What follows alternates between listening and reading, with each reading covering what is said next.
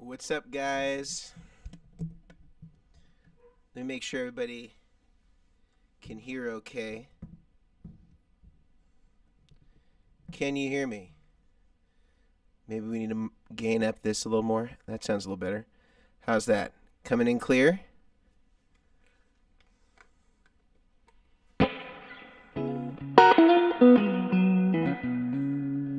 about the guitar volume versus the speaking volume?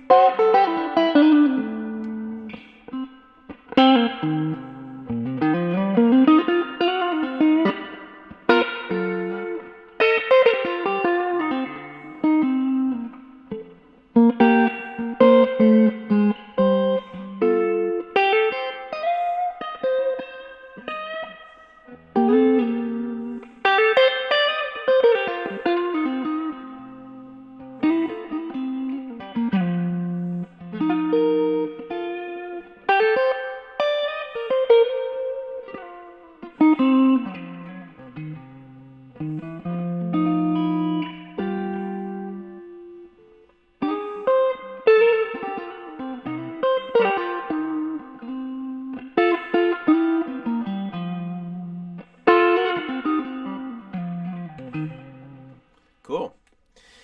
So I was just gonna show everybody today. We are gonna be ready next week for the release of the Steel String Supreme. I actually have a cool photo that I wanted to show you. Here's a cool photo I want to show you. Check that out. That's with the Dumble Overdrive Special there in the background. This is the Steel String Supreme. This will be one of our advertisements. Let me see if I can have a little bit bigger resolution. Let me get the wide resolution one. There we go. Yeah, this is a super cool pedal. It can go direct or it can go in front of the amp, which is great. And this was sort of the clincher that I got yesterday that I want to bring in. This is like the clincher for me about how close we kind of nailed the kind of John Mayer type tone. Let me just grab this thing for you. This made my day.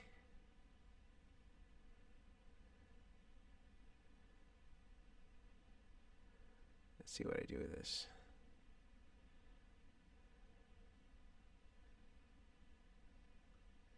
All right, check this out.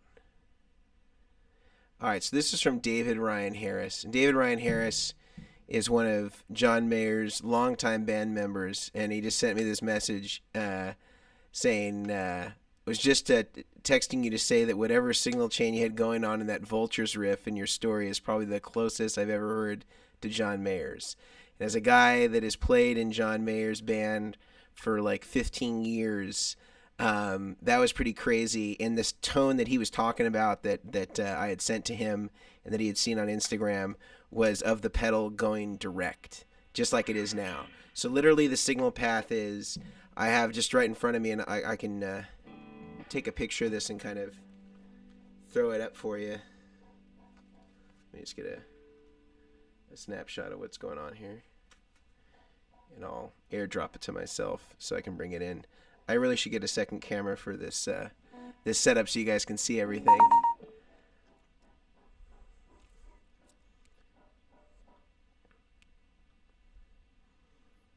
So this is what I got going on. Let's bring it into the chat now. So this is like to the desk to the right of me. So I have the steel string. I have it going into a Fender reverb pedal that Boss put out just because I want the spring reverb sound, because the pedal obviously doesn't have spring reverb.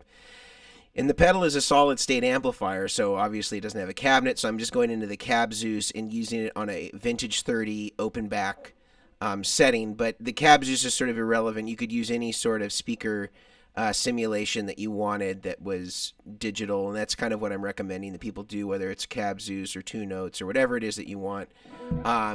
But there are some quilters and things like that that are solid state that have cab simulation built in, but they kind of suck, and you can't really adjust anything on it in terms of where the mic position is. So I just built this with the understanding that people would use some sort of cabinet simulation. But I have to say, I mean, it sounds really warm.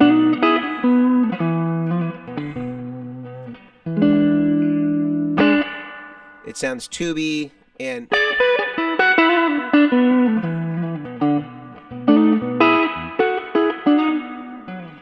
definitely brings the tone. I mean, I'll turn the reverb off so you can just hear it dry. Get a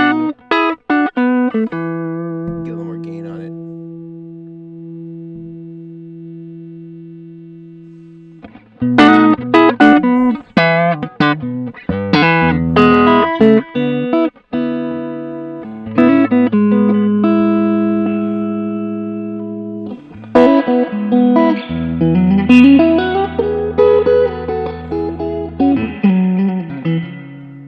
Get a little more less mix on that.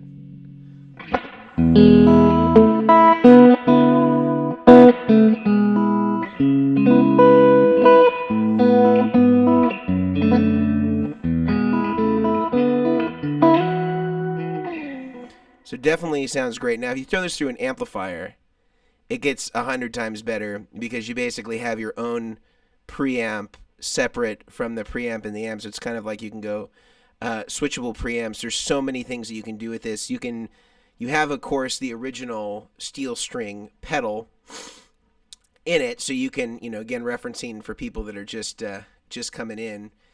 This is what we got going. We have the steel string Supreme going into Fender Spring Reverb pedal into the Cab Zeus for a cabinet. And it just has a very natural sound. It sounds big. We can actually get some gain out of it, so I'm going to show you like a little bit of how we do that. And we'll use some humbuckers too here a little later. So here's like kind of like a...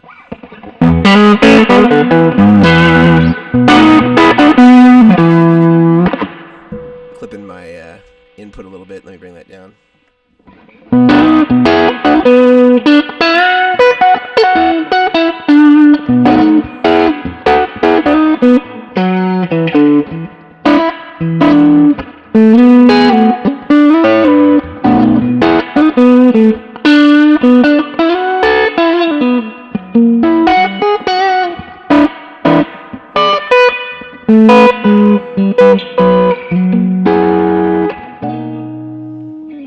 So it's kind of like a gainier setting. Again, just like the steel string amp, it doesn't get high gain at all. I mean, you can get like a little crunch out of it, but it's not going to be your high gain thing. But the cool thing is you can stack stuff into it. You can run it as its own amp, as its own thing, have two different kind of settings. You can use the steel string setting as just a straight steel string, and then you got another control to bring in enhanced EQs, so you can have a lot of different things going on. I just think it sounds incredibly realistic. It's all analog. There's no digital anything in the pedal. The only thing that's digital in what you're hearing right now is just the cabinet simulation.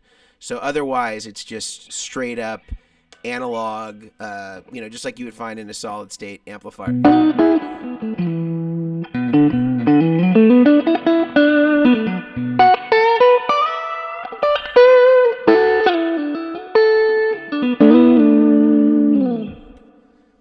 But yeah, it's super cool. I'm curious about your questions.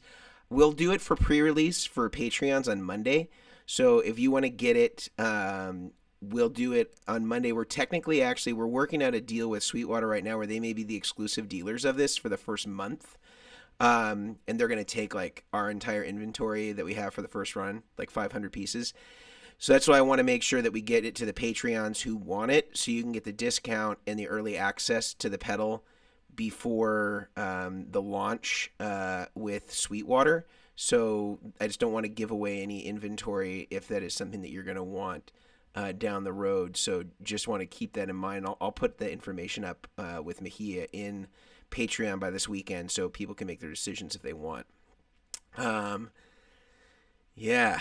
So, yeah, I'm glad that people think it's sounding good. Hey, Jerry. Hey, Dan. Very cool. And we got Mahia in the house as well.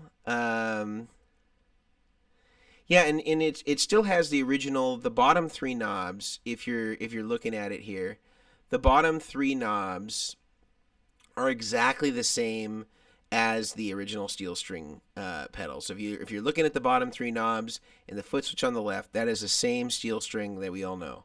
The top three knobs and the toggles in between, and I know that the toggles aren't particularly easy to see right now. So let me take us back to the other photo, which I think is a little easier to see the knobs. Let me give it a straight ahead photo. So you can see here the bottom three knobs are all dedicated to the original steel string. You have your level, you have your filter, and you have your gain. That corresponds with the left foot switch in this photo. On the right, you have the EQ, the Supreme EQ. So that brings in the entire top row, so the output, the fat, and the clean, as well as the rock, jazz, and the bright and deep. And those are both three-way positions, so in the middle, they're bypassed. And then if you go up or down, then you either get the bright or deep on that switch, or you can go rock or jazz on the other switch. And again, you can bypass that whole thing like a tone stack bypass, and then you're just back to your straight ahead steel string. So you can almost use this as like a 2-channel steel string, which is really cool. And then, of course, you can go direct with it if you don't want to take an amplifier and you want to just use something like the Cab Zeus, which we're using in this demonstration. It's super versatile in that way, and that you can go either way, and it really does deliver on the tones. And I'm running the reverb after it just because I would presume that in the situation where you were running any sort of pedal stuff, it's basically like if you're running it after it, it's almost treating it like putting those effects in an effects loop. And this doesn't produce the output impedance is such where it's not going to create clipping or anything like that of your pedals that are coming after it. So that also makes it really flexible in this regard if you are going to run it in a direct context and not have to worry about like using all sorts of plugins and stuff like that. But I'm glad to hear that Dan, you're all over it, and can I put a combo pedal? Sure. Yeah, but the thing about the risers and stuff like that and the pedal boards is they will ship from a different location. So they're made in a different location completely. So it would come as different boxes. So just be aware of that when you put in that order, that it'll come as sort of a couple different pieces. So just a heads up on that. But is there any questions that people kind of have? Again, this is my setup here. That's the setup I have right here. I can amend this. If people want to hear certain things to the best of my ability, I will do it. Again, getting that the testimonial from David Ryan Harris here about it being the closest to the John Mayer sound for the kind of the steel string singer thing. I think that was about as close. The only better testimony I could get is if I could get John Mayer himself to say that.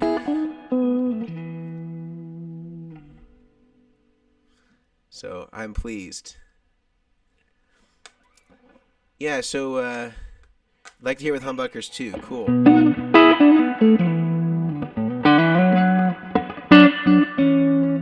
me unplug the Strat. I'll grab my... What do you want to hear? I got a Dave Grissom and I have a 335. So what do you want, Dan?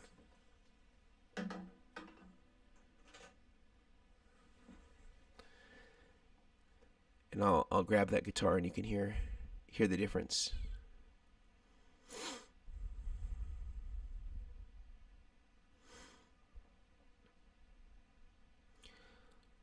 $335.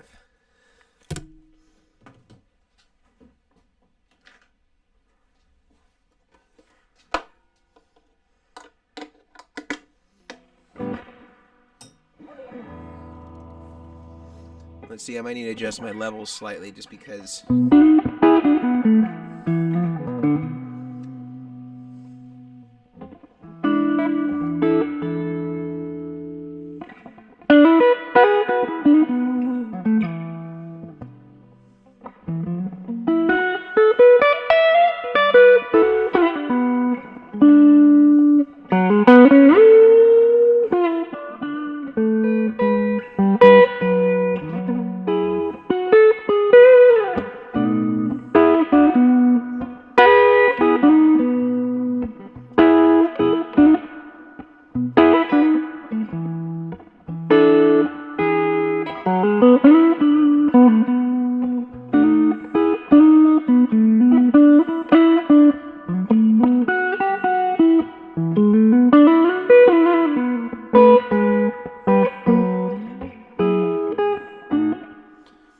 sounds still pretty good. I actually didn't have to adjust any levels here. Maybe if I went to my bridge pickup, I would.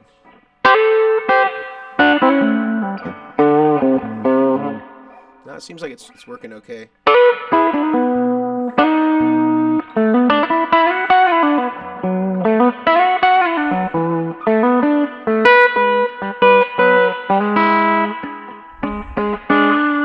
So the jazz rock switch isn't in the loop of the left side. So you can only, so on the steel string side, it won't work. The rock jazz is in bypass. It only works when you have the supreme engaged. So that's the only time that it works. So you have to have the supreme side engaged. Otherwise, it's bypassing all of it, and it's actually just left standard in the rock position as the steel string would normally be if you were to put it, say, in the rock position. We're getting a little interference from my phone. All right. Yeah. So basically, compared to the original, it's just in the rock all the time. And then when you engage the EQ side, then whatever you have that set to will override that. So you could leave it in the rock position, or if you go to neutral, it kind of puts it somewhere intermediary between the jazz and the rock.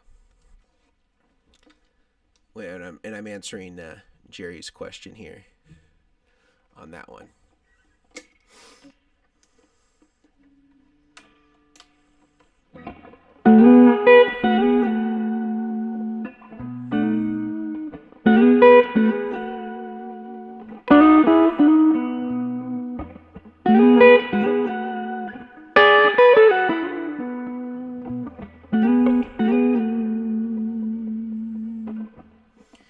Yeah, it's definitely got the...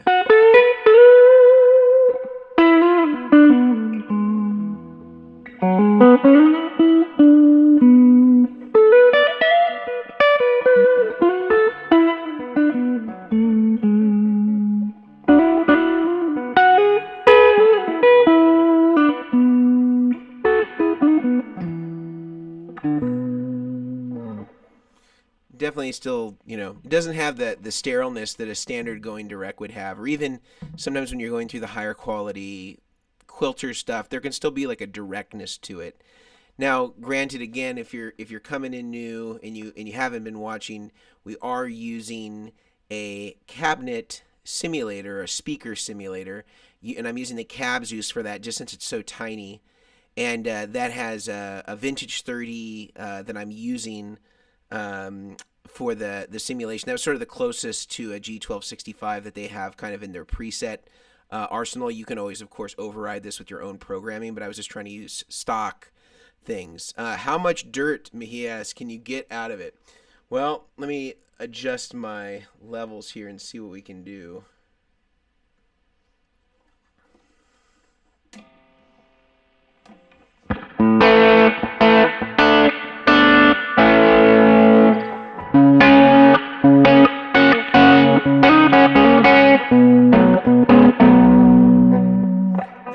That's about the max.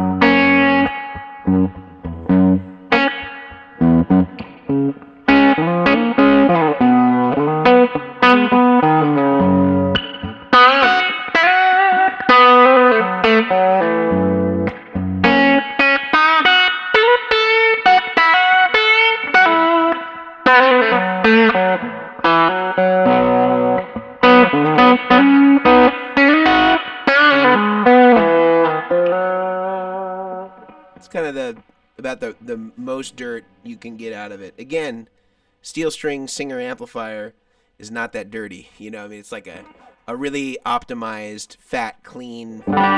So this kind of does what that would do. Yeah, so Jerry, for the right side, I'm just going to bring up the picture again because it'll make more sense. So the left foot switch is the bottom 3 knobs, just like a normal steel string pedal. All of them are that, and it's that with the rock switch engaged, because that seemed to be the preferred position. So the more aggressive, a little bigger body. When you hit the supreme switch, wherever you've set the toggle, rock or jazz will override whatever position the original steel string was in. Plus, you have the option to add in the brighter deep, which is either adding a little extra treble or a little extra bass, or you could set it in the middle where it's just in bypass, kind of a neutral. You have an additional output level gain in addition to the overall level.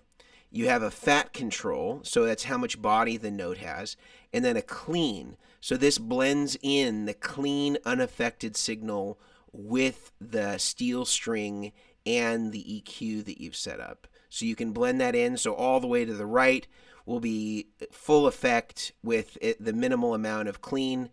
Going to the left will be adding more of the or less of the clean input signal in. So it's just like a parallel control for that. And you can run them independently. So if you wanted to bypass the steel string, you could actually just use this as an EQ, like an additional EQ, and then you could use the steel string as a boost. But if you were doing it in more of the Dumble fashion, you would have the steel string on, and then you would use the Supreme as either a tone enhancement or a tone bypass. So you could, technically, what you could do if you want to do a tone stack bypass is you could leave the Supreme EQ on, and you could attenuate the output on it. So go with the output down a little bit, so that when you bypass it, it boosts in level because the level of the steel string is louder than the level of the pre-programmed EQ that you've set here. So when you bypass it, the level is increasing, and then you get that sort of tone stack bypass boost that a lot of the Dumbles are really known for. When you go for their boosted tones, they just bypass the tone stack, and it actually adds a whole bunch more level. So that's getting back to Jerry's question. So let me, I'll just use it right now. I'll just show you. Here's one with just the EQ, nothing else in there. So I've bypassed the steel string.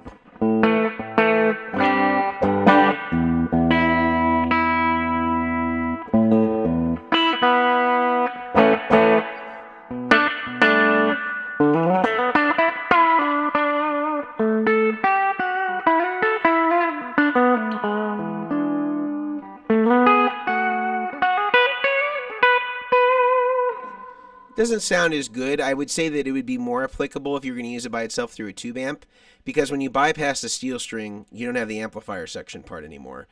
When I bring that back in, then it's, serious business.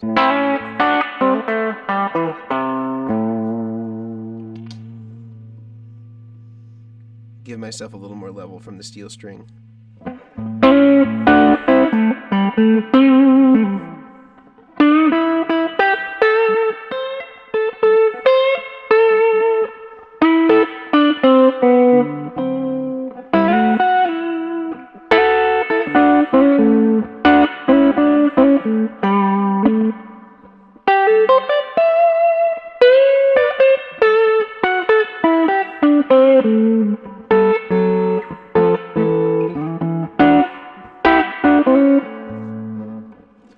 So you definitely, if you're using it direct, I recommend having at least the steel string on, if not both, because the characteristic really compensates a lot for how kind of stale and brittle it can be just going direct into your console can be. And so this kind of warms it up and just adds a whole new dimension. And of course, the other thing is too, because it runs direct, you can always use your Pro Tools plugins or whatever you use in Logic will work fine with this. Just like if you were layering on top of a mic amp. So it's really cool in that.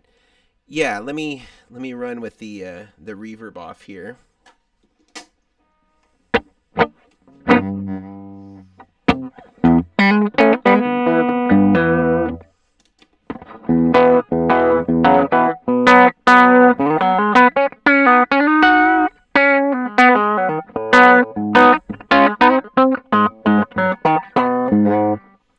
Yeah, so this is the reverb off, and it's pretty dry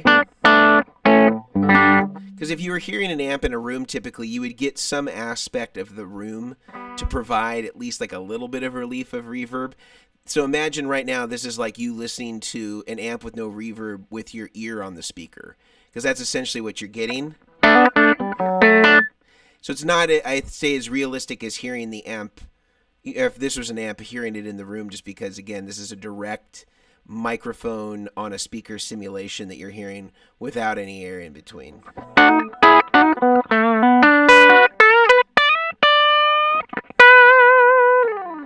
Now I'm going to put it with just really minimal reverb on there.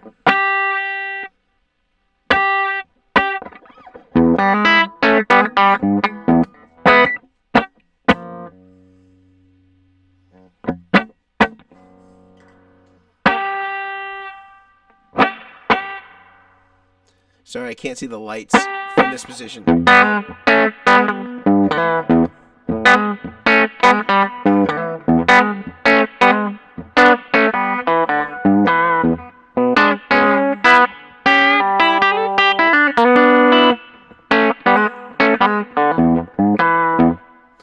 So, I mean, still, minimal reverb, but I would just kind of temper it with that expectation, is that we're not doing any like crazy digital modeling of, rooms and things like that with this. This is just a straight ahead amplifier, as though you were listening to it without any sort of air in between. It's just like head on your or ear right next to the speaker to kind of simulate what the mic would be hearing. So I do think it's best served if you're going to go direct, and I think this is an any direct amplifier that doesn't have reverb, that's doing, really emulating an amp as closely as possible, is you're going to need to add some space in there, and it doesn't necessarily need to be spring reverb, but even a single repeat of a delay or something like that, because it's just like we're not used to hearing, most of us are used to hearing our amps in a room. We have some interactivity of the resonance of the cabinet, some interactivity of the room.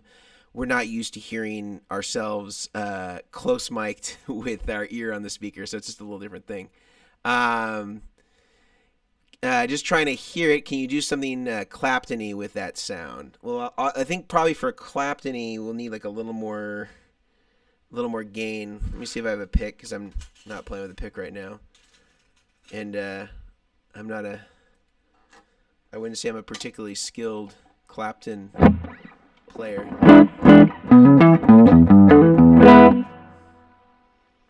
Let's see what we can come up with.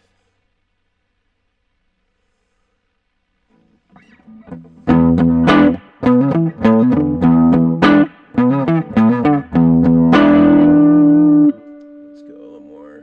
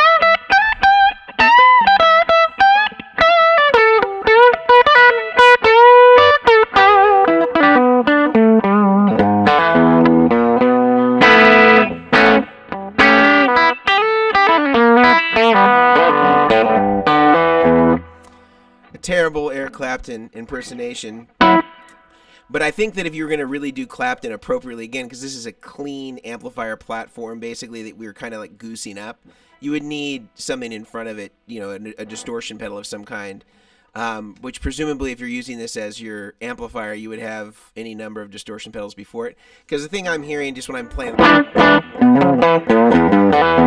it doesn't have enough gain to really do like the really kind of like singing.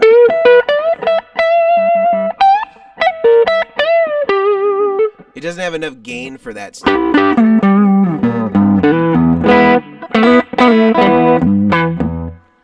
Yeah, so I would just say that would probably be more of what you would need. And even if I were playing Clapton through a Dumble steel string singer, I probably wouldn't just use the amp.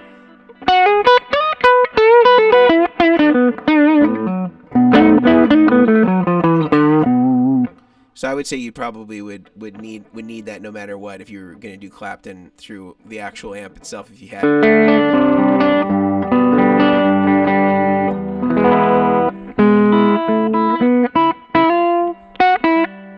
So I would just say that would be it. Now I don't know if I'm assuming you mean like Cream era Clapton, not like 80s era Clapton. That would be way higher gain if you were doing the.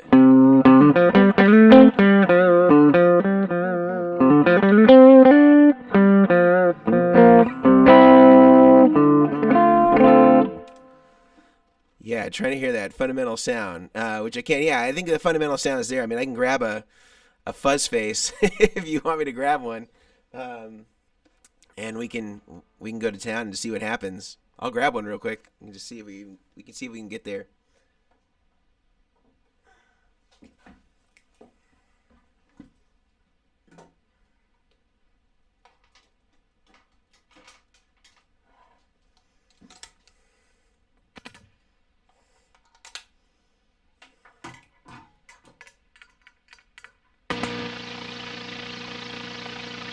Woo! You can hear it come in. Woo!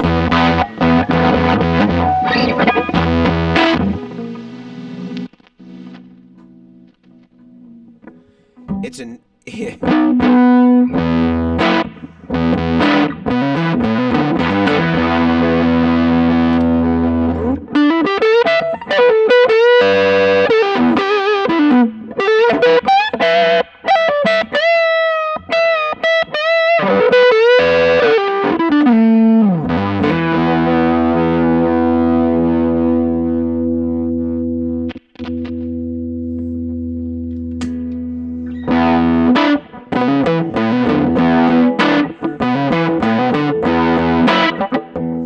Definitely got it now.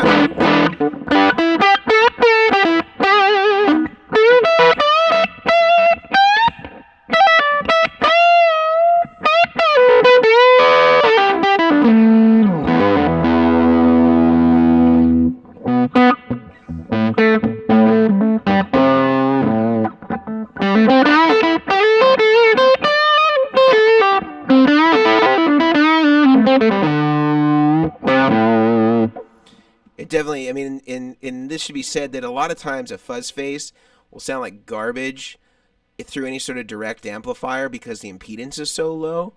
But because of the way that we design the steel string, like you could use anything presumably into it. It's not going to have an issue with clipping it or doing any weird stuff. Because a lot of times if you use, I'm using a vintage 1969 fuzz face right now, and it has absolutely no problem of like, and I clean it up. No problem. Like a lot of times the solid state amp stuff, it will react strange because it's not seeing the same sort of loading that it would see when it's plugged into an amplifier. I was hearing that lay down Sally sound, but fuzz it up. But I mean that's really. It's really nice and clean, and then you can bring it up and you get your.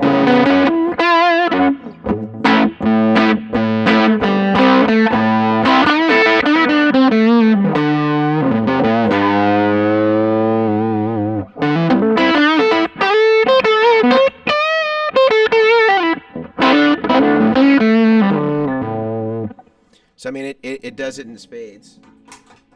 I'm now bypassing that. Now we're back to our clean.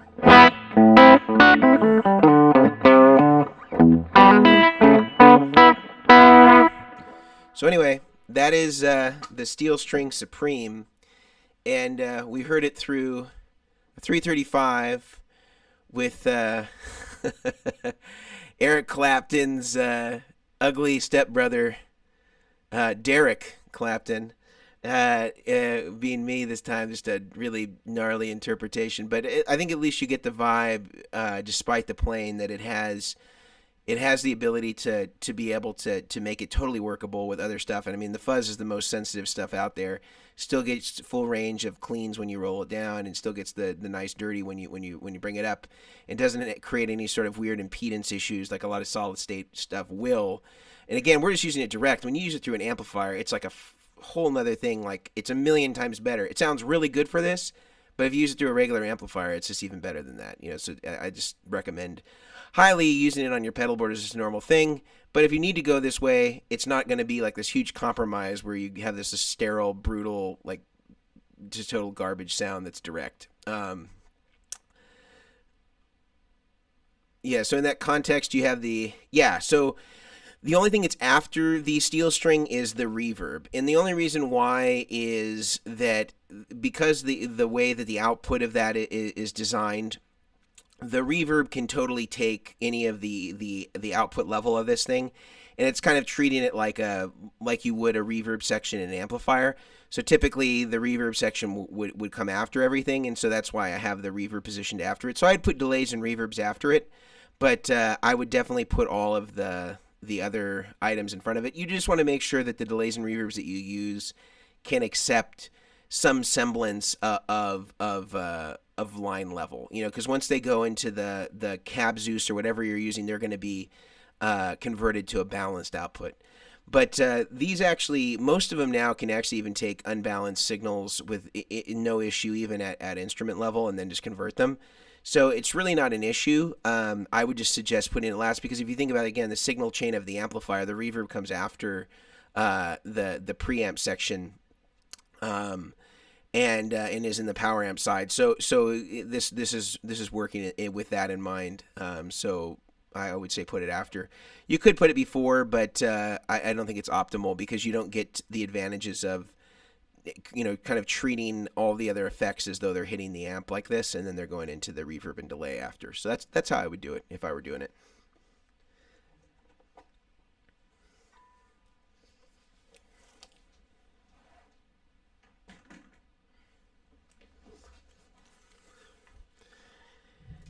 Now, I'm going to take a little sip of Tejava iced tea. Somebody saw me doing this in one of our Patreon conversations, and they thought it was like a bourbon or something like that. But I'm not aware of bottled bourbon, like in that format at least. So until they have that, I'll be with the iced tea. Yeah, so we're basically doing two things, Jerry. We're converting all of the kind of double pedals that we're going to be doing. So potentially like a steel string ultraphonics version. And a couple of other devices, all of kind of like the two pedals in one thing, are going to be in that size of the Nile. So that's going to be which is the original size of all the Vertex pedals. So basically, we're converting that to 2 foot switches, 6 knobs, and up to 2 toggles. That's pretty much the max we can fit in that box. And so anything we have coming up in the future that would be reverb or delay oriented or whatever, we could have an on-off and a tap or whatever it is. It's all going to be that size if it's 2 foot switches. All the single foot switch stuff is all going to be converted into the steel string MK2 size, so the smaller box size. So we'll still have the original box size. It'll just have double foot switches, 6 knobs, 2 toggles. Or the toggles will be turned into some other sort of like miniature or miniature knobs or something like that. But that's kind of the format that I think we're taking now. When we originally designed the Vertex line, this stuff wasn't very, like, pedal size wasn't as much of a concern as it is now. And so that was not something that was on people's radar. Whereas now, if you have a pedal that's that size, you have to sort of really justify the functions. And I think in the Steel String Supreme size, it's totally justifiable because you have your whole EQ, you have your steel string, you can use it direct. It's checking a lot of boxes that sort of earns its size. Whereas if you don't need that, then you can just buy the Steel String MK2, which is still excellent and great. And there's going to be conditions where that's going to be a superior pedal for this because people don't want the direct thing, or they don't want the added EQ, or they don't want to have basically like a 2-channel steel string, which is basically what this is, if you're using it in front of an amplifier. But man, it really sounds incredible. And let me just see if I can pull up something that I posted the other day that I thought was really a good example of it in the room there.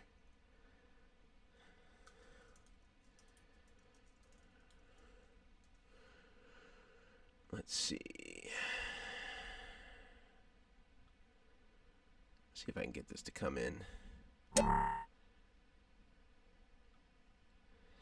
Yeah, I think a lot of people don't understand. It's actually smaller than a standard like Hammond 1590 box because once you put jacks in this, it's wide or wider than my pedal is already. And if it has power on the back, this one doesn't. But if it has power on the back, then it's actually deeper as well than mine. And so we sort of designed it to be this size, but with jacks on top. And I think that some people, because they don't have a size reference, because it's the first pedal that, or we make our own enclosures and nobody else has our same shape, that there's no reference point for it. And so I think people automatically go, oh, this thing is so huge. Check out this. This is a little something I took.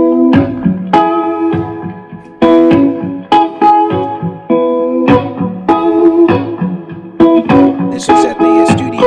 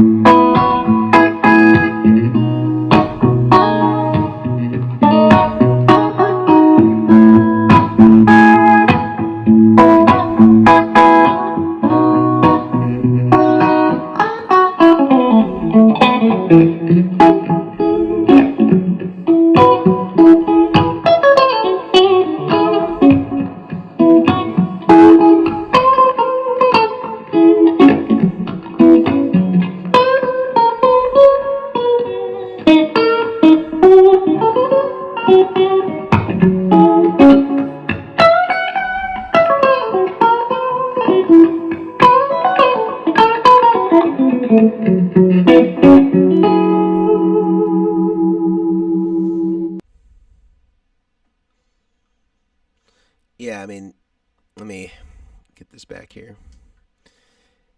Everybody hear me?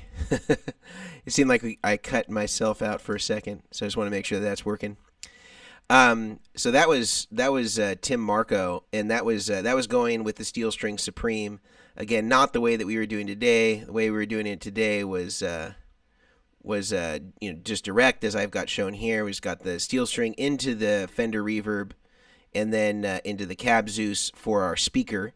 But yeah, man, Tim, I had Tim Marco and Jules Leahy, two of my buddies here, that live close by, and they kind of did some demos of this that are going to be going live here soon. Again, we're trying to work on Sweetwater wants to do an exclusive release for these, or at least for the first 30 days. So if you are interested in getting the steel string, let me know, because otherwise they're going to buy all of our inventory. And so I just want to make sure I have enough left for everybody that's thinking about getting one, and I don't think we're going to end up shipping it to them until probably Monday or Tuesday. So you kind of have the weekend. I guess it would be Tuesday because of the holiday on Monday. So think about it over the weekend. If you want one, either send us a message on Patreon or email us, and I will make sure that I reserve one for you so that it doesn't get to them, or we don't sell all of our inventory, because whatever we're not giving to Patreons, we're going to be sending off to Sweetwater, so that they have the inventory that they need in order to do this launch of it. So that'll be cool. But we can let's spend some time, and it's a slick design. I guess you're talking about the Nile that just arrived. So I'm glad you dig it. $1 million question. These guys are going to be priced at $249.99. Again, so it's about $50 more than the standard steel string, but it really adds more actually than the original steel string has in terms of circuitry. There's like a whole nother EQ section, and then the amplifier section, and all the stuff that we have to do to the power to get the right kind of headroom that we need in order to drive any sort of pedals after it, and going into any sort of cabinet simulation.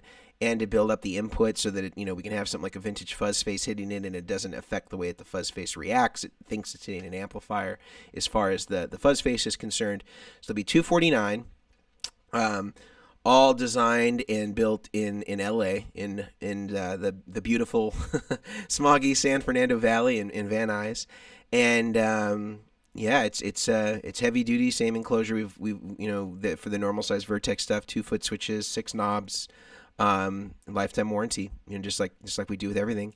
And so definitely check that out. And yeah, and Jerry, like if you're serious about it, we can save one for you, and just hold that inventory back so that we don't lose it to Sweetwater. And so just send us an email and just let us know, and we'll get it worked out for you. Again, we're willing to go a little extra, go the extra mile for our Patreons. So we'll give you guys a little bit more VIP treatment than we would if somebody just emailed us in normally. But yeah, man, that it really sounded good. It looks like I lost one of my lights here. Hold on. All right, that should work.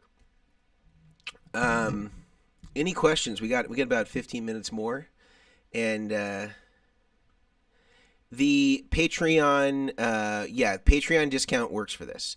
The only thing that Patreon discount doesn't work for is stuff that's not in our store. So if it's in our online store, if you go to vertexeffects.com and you see it listed there, you're going to be able to apply the discount. The only thing I can't apply the discount on is the cables, and the reason why is that I'm not running the store. My brother is actually running the store, and so it's like his account, all the money goes to his bank. And it was just cleaner for him to set up his own reverb store. But we do actually we released a new cable shootout video yesterday, and I don't want to be the boy who cried tone on this one, but we did set up the Belden 9778 to go against the let's see. We can go over here. We did set up the Belden 9778 to go against the 5 other cables that people had talked about. So let's go over to our channel here, and I'll show you what we're dealing with. So it was this one here, and basically we did the same thing we did last time with Justin Derrico.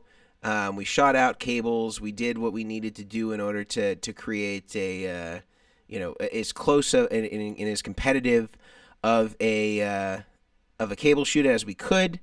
And the Belden 8412, a different Belden, along with the bullet cable, or the Colossal cables, Sweet Fats, were kind of the 2 winners. But the Sweet Fats you can't get anywhere except from Colossal, so you'd have to buy it from them.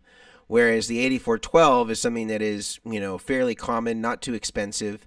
And so on our reverb store, or I guess I should technically say on my brother's reverb store, because he's the one that's making all the cables by hand, I'll bring that up for us. That's the Belden 8412.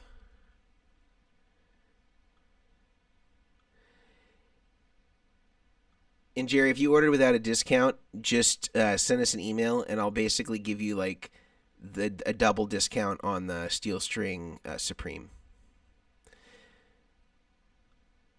I'm just trying to find you the Rig Doctor's cable outlet. Okay, check this out. So here's the Rig Doctor's cable outlet, and we sold out of the Belden 9778, which was the first cable we had, but now we actually have a bunch more. My brother was able to kind of get everything running smoothly, and so we actually were able to strike a deal with Neutrik, and originally they weren't going to warranty the plugs for life, and now that we kind of have, I kind of showed them the metrics on how well the first group sold of the 9778, and he showed them the videos. They were more into doing it, so they're guaranteeing these now for life. So everything is guaranteed for life. We've switched back to Neutrik plugs, which are a little more low profile. Got the lifetime warranty, and we have a lot more sizes now too. Because this cable is a little more available than the 9778. So, not that we wanted this one to win, but this is the one that ended up winning. So we offer it now in a bunch of different sizes in every conceivable configuration of right straight or straight, and we have silent ends now that are right angle. So a few more options that didn't exist before. They're slightly more expensive than the 9778 just because the raw cable is actually more expensive. The connectors are kind of a wash in whether it's these or Switchcraft. I would actually argue that these are generally a little bit more expensive, but we got them at the same price. But it's just the cable, like the raw material of the cable is just more expensive on this. So definitely check these out if you need any cables. They ship within 1 business day, and we have all these in stock. So definitely check those out. And my brother, again, is making all these by hand and out of his garage in Chula Vista, California.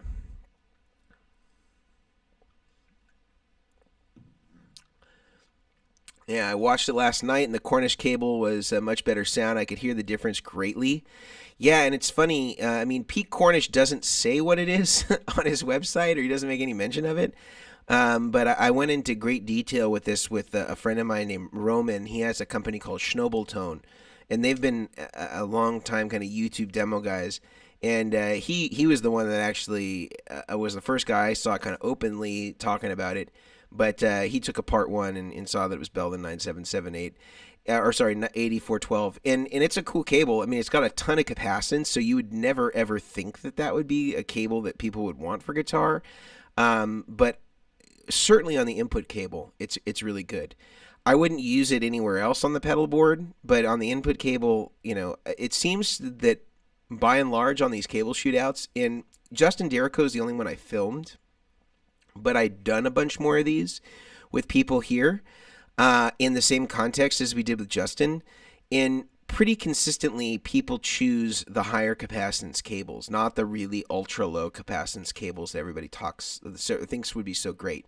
On the pedal board, I think that they're good because you once you go buffered, you just want to try to keep it as low impedance and as low capacitance as possible. But before you hit the buffer, everything's fair game, and you're sort of adjusting the resonant frequency of the guitar pickups when you're adding all this capacitance before you get into the buffer. And so I think people tend to like where how the pickup resonance is of their instruments when they have a little bit more attenuation of certain frequencies that are provided by higher capacitance cables. But once you get on the pedal board, I think that it actually is way less important. We're going to do another shootout soon showing sort of a cross section of 3 things. Like how important is cable quality when you have excellent, good, and poor quality buffers. So basically I'm going to take a loop strip of true bypass loops, so just a bunch of loops together, like 12 of them. We're going to put high quality buffers on the input and output, medium quality buffers on the input and output, and low quality buffers on the input and output. And they're all going to be on a true bypass switch. In between those, we're going to have 30 feet, which is about the standard of most pedal boards, of cable. And we're going to use the common, the usual suspects. George L., which I'll solder for the purpose of this for equality. Evidence Monorail, Mogami 2319, Canary GS4, Lava, whatever their one is called. I forget the names, Ultra Mafic or something. I don't remember. Whatever the one is that's their patch cable. And I'm basically going to show that with a high quality buffer and you switch between the 4 or 5 different types of cables, there's literally no difference. You cannot tell a difference like you could, like the shootouts that we've done. They're literally unintelligible. And the differences that you're hearing, if any, are differences in inflection and playing. And I'm going to prove that by putting a looper pedal up first. So I'm going to play a phrase and I'm going to loop it over and over again. So my playing is no longer a factor in the sound of the cables and what you're hearing because it's repeated over and over and over and over and over again. What we're going to do from there is I'm going to engage the different quality buffers. So we're going to start with the best quality, input and output. and we're going to switch between the 5 cables. I've already done it. I can tell you there's literally no difference. But as you start to get to a worse quality buffer, you start to get to the really crap like Boss buffers. The cables matter greatly there because they're so poor at driving any amount of capacitance on the output, and they don't have enough current to reach, or to even be able to provide quality line driving along cables, that it invariably becomes a real problem. And the low capacitance stuff, like the George L's, actually sounds okay in that context, whereas normally if you used the George L cable into your input, you kind of, like we did on this one, wasn't really that good. But when you had a crap quality buffer, it really helps because it's got such low capacitance that it really helps it so it doesn't have to drive so much line on the output of those Boss buffers. And so this is something that's interesting. So basically, the moral of the story that we're going to find in the shootout is, and I'm not going to tell you which one really won because there wasn't really a winner. It was just sort of like the worse quality the buffer was, the more important it became that you had really low capacitance cable. It didn't really matter the brand. It just mattered that it was like at 20 picofarad or less per foot. Whereas if you used a high quality buffer, you could almost use anything that you wanted and everything became irrelevant. You could use Mogami, you could use Canary, you could use George L, you could use Lava, you could use Evidence. Irrelevant. Didn't matter which one you used. You just choose the one that you like best and you use it. And it's going to work exactly the same. There's not going to be any meaningful differences between cable 1 and cable 2. So this will be an interesting one to go through. And yeah, you love this level of scientific method. I mean, I think this is the best we can do. This is the best we can do to sort of show this stuff because so many people make these weird claims about their stuff. But I can tell you right now that if you look at Evidence Audio or you look at Lava or you look at whoever's making cables, those guys are not building rigs. They have no idea. They have absolutely no idea what they're talking about when they're talking about integrating pedal boards. They're looking at their stuff as individual islands without context. And most of them don't even have an electronics background.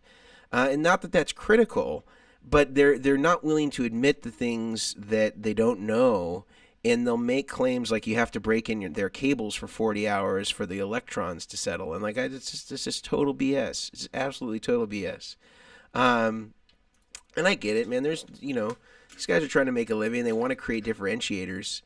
So I don't fault them for that. But this stuff is like really far reaching. I mean, this is really like Earth is flat kind of stuff. So we're going to do our best to to dispel the myths where we can. Some people won't want to listen, and that's okay. But I think this is good information for builders and stuff like that because, even people who do what I do professionally, I'm just doing it for YouTube purposes.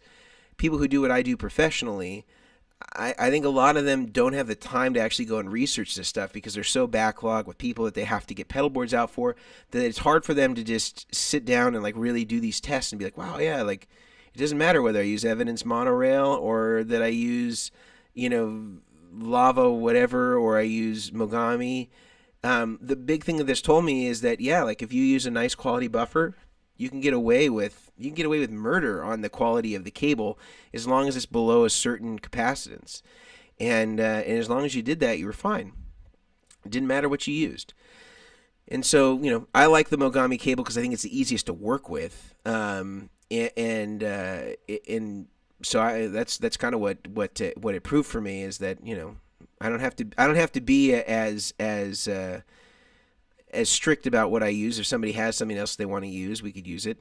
But I think my preference is Mogami because it's easy to work with, it's easy to strip, it's easy to solder, it's fairly high quality, and it's going to sound very consistent irrespective of what else we do as long as we have a high quality buffer on the input and the output, and that's the moral of the story. Yeah, man, there's some real flat earth guys out there, man.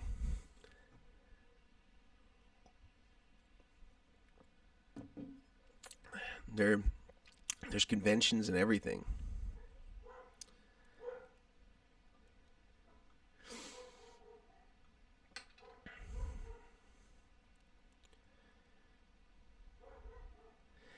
Any other questions that we want to get? I know there's only a couple of us here.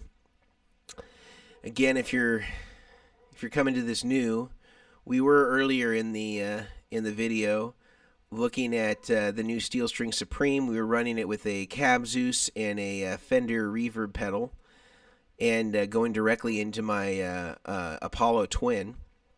And just to give you a view from the front, there's 6 controls and 2 toggles. The bottom 3 are for the steel string, just as we know and love. And then the right foot switch is for the top 3 and toggle switches that add the Supreme EQ. And again, the intent here is this is essentially a solid-state steel string singer amplifier in a pedal box, and really nails the tone of the kind of classic steel string stuff. You put a tube screamer in this, you're sitting in B.B. Ray Shepherd territory with your blues licks. You show up to the blues jams, and you're going to be just a staple at that blues jam. You're going to have such good tone.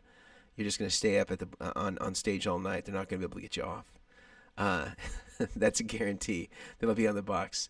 And let's see. You were saying the input of the buffer right from the guitar. You were saying, I don't clarify what you mean there, Jerry, so I make sure that I'm saying the right thing and answering your question.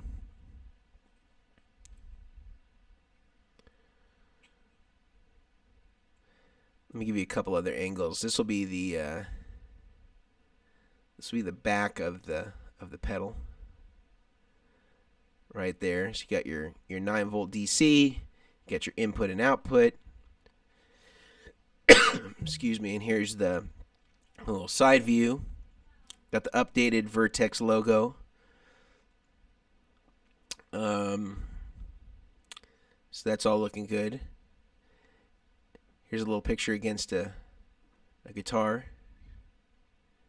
Although we probably won't use that one. For some reason that lighting wise just didn't come out so good. One other thing actually I wanted to mention to you is that we do actually have merch available on our YouTube channel.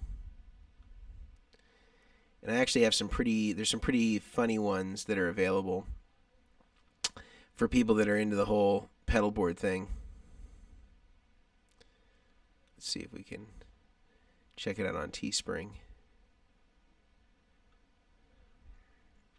This one's one of my favorite ones. It could be maybe too inside, which is part of the reason why we haven't sold many of them yet. But essentially, this is Robert Bradshaw, patron saint of the rack, Saint Bob of North Hollywood, and we have some pretty cool stuff here. Let's see if we can go to the view in store. We have that one with Saint Bob. We have let's see, what else do we got? We got some basic kind of Vertex, just logo tees. We have the Friends Don't Let Friends Go Solderless. Right here, we also have this in white. And there's a couple more. I paid a graphic designer to try to make some that look pretty legit. We did this one with the rack controller, or the MIDI controller. Said ending the pedal tap dance since 1980. That's when Robert Bradshaw came out with the first programmable pedal board systems. So ending the pedal tap dance, and then there's one other one that I thought was kind of hip, but was our our buffer T-shirt that has kind of an outline of a Mesa Boogie style buffer versus the buffering that you would see on Netflix when your internet's throttled during COVID. So Jerry, just to get back to your question, you were saying regarding the impedance of the cable. We're talking about capacitance of the cable.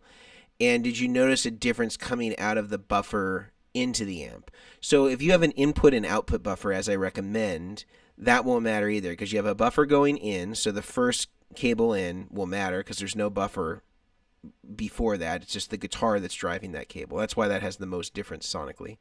Then you hit the buffer.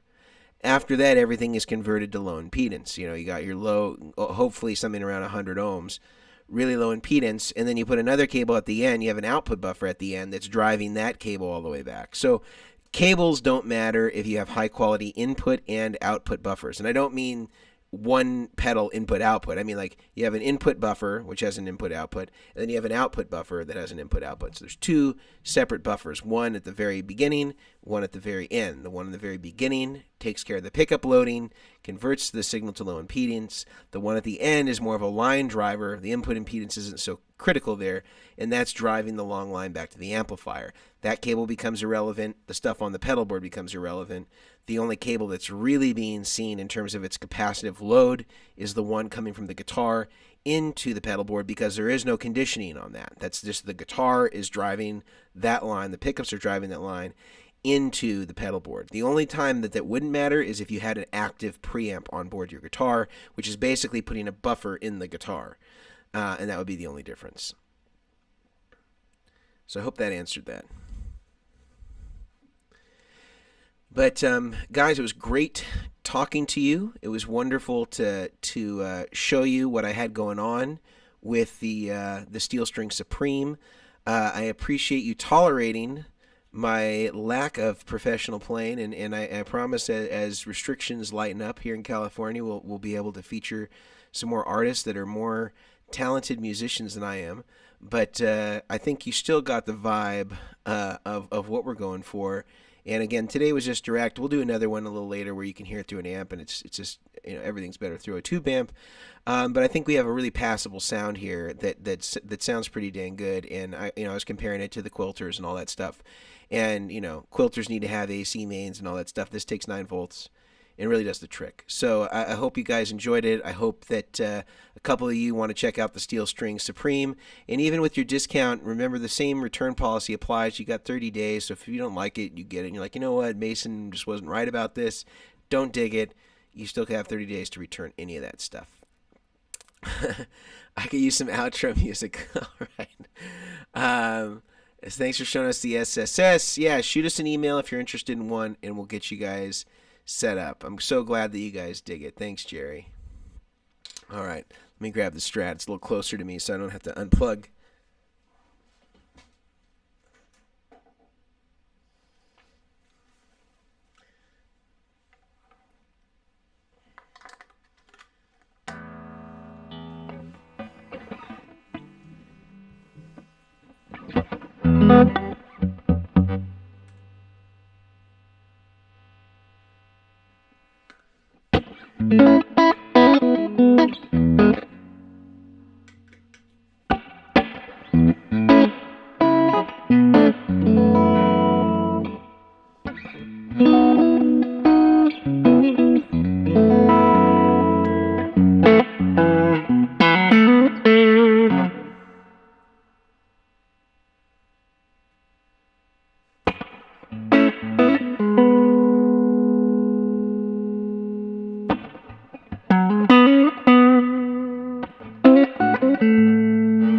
Sorry, I'm just kind of redialing it for the singles.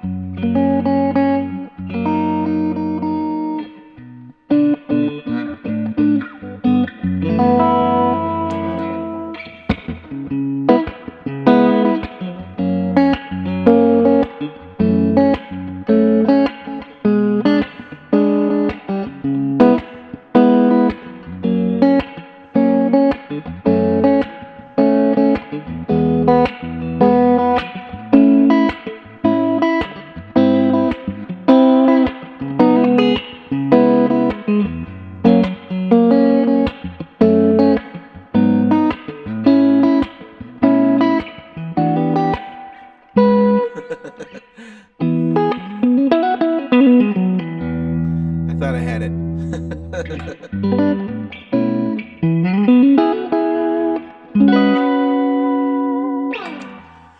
But that's just a straight clean. I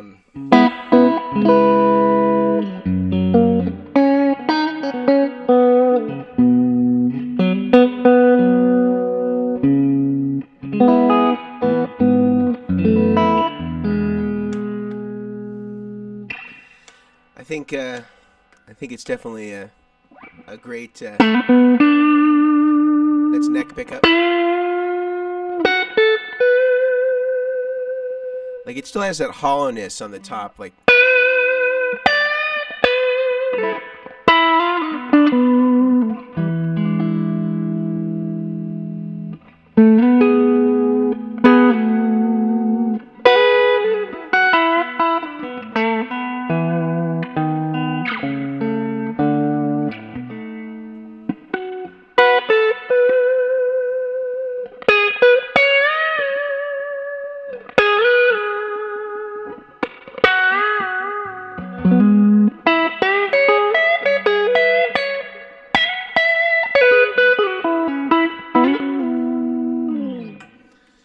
It definitely sounds good. I mean, it's got kind of like a more of a compression pop to it.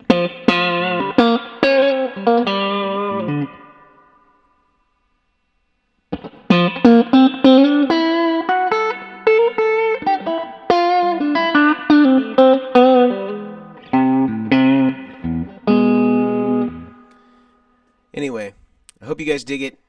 Thank you for tolerating my below average guitar playing, and let me know. Do you know something like Dirty Pool? I don't know that song. What's Dirty Pool? Should I know this song? Is this one of these embarrassing admissions? I'm looking up what Dirty Pool is.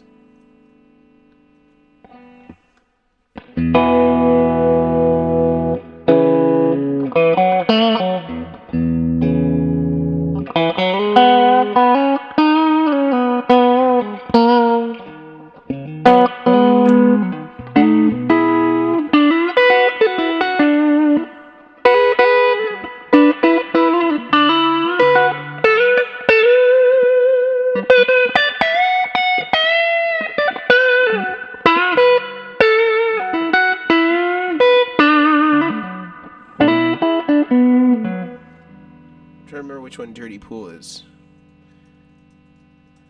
Kind of need a tube screamer that'll really do. Stevie Ray Vaughan.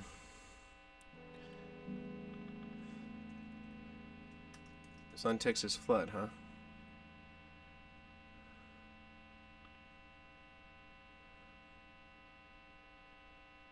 I guess my Spotify is messed up because for some reason it's telling me I'm not online, but I know I'm online because we're talking.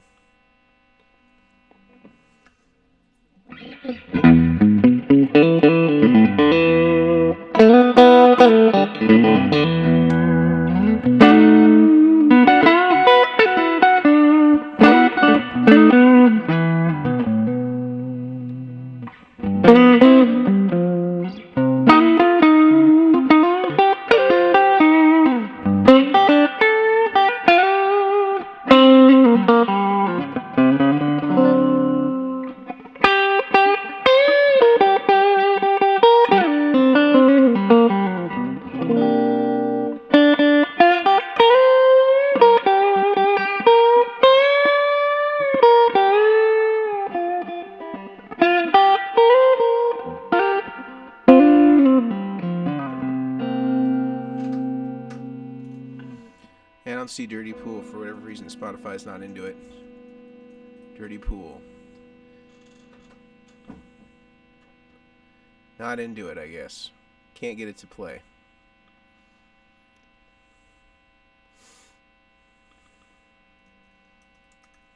I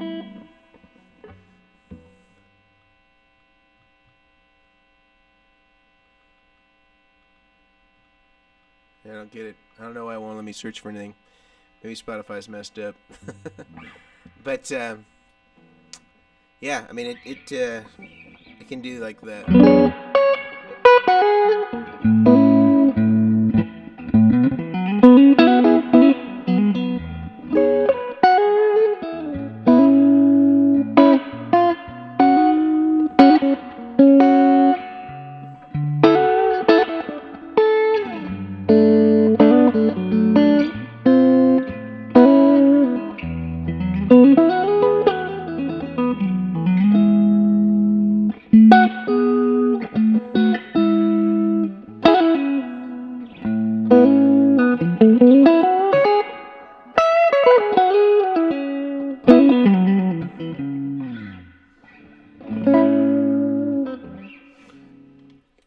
mean, it definitely has like the warmth, you know, when you play Lenny. I mean, I'm certainly no Stevie Ray Vaughan expert, but there's a thickness and a compression to those notes. Kind of the same way when you hear like Hendrix.